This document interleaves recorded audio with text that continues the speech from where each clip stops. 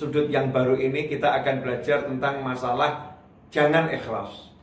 Memang judulnya aneh ya, mau amal tuh suruh ikhlas kok. Tapi kenapa dipilih judul jangan ikhlas? Karena ada kadang-kadang penyakit di hati kita ini, penyakit namanya pelit, bakhil, kikir, dan takut mengeluarkan harta, takut mendermakan. Jadi kadang-kadang kita kalau waktu ada permohonan sedekah gitu ya, atau kotak amal dikelilingkan, kemudian kita buka dompet kita, saat itu kita berpikir nih, yang merah atau yang biru atau yang hijau nih, ya yang ratusan ribu, yang puluhan atau yang recehan, yang ribuan ini. Maka kadang kita mengatakan seikhlas saya ya, seikhlas saya. Ikhlasnya, jadi ikhlasnya itu 2.000 rupiah, ikhlasnya 5.000 rupiah. Ini salah ini. Itu 2.000 rupiah, 5.000 rupiah itu bukan ikhlas ini.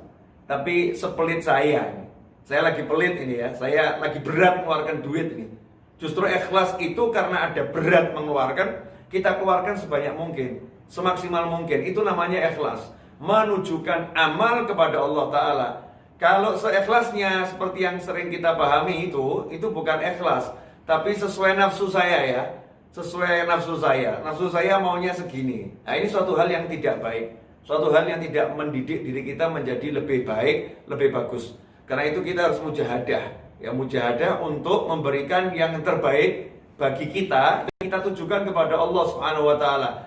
Karena definisi ikhlas adalah menunjukkan amal hanya untuk Allah Subhanahu wa Ta'ala. Bayangkan loh nih, kita mempersembahkannya untuk Allah Ta'ala.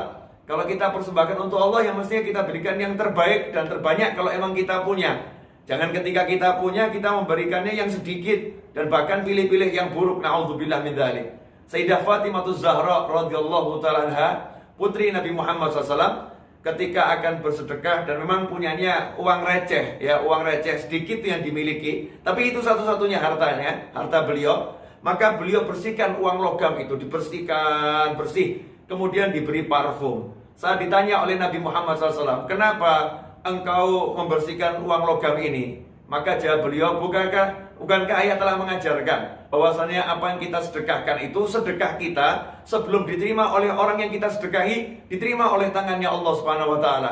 Aku ingin sedekahku diterima Allah dalam keadaan baik dan Allah senang, sehingga Allah akan menerimanya. Ini yang namanya ikhlas, menunjukkan amal hanya kepada Allah Subhanahu wa Ta'ala. Karena itu jangan kita pakai istilah lagi seikhlas saya ya, untuk kita berat mengeluarkan harta, untuk kita berat sedekah. Tapi hendaknya kita berupaya memberikan yang terbaik dan terbanyak. Ya mudah-mudahan apa yang saya sampaikan ini jadi pelajaran untuk saya pribadi.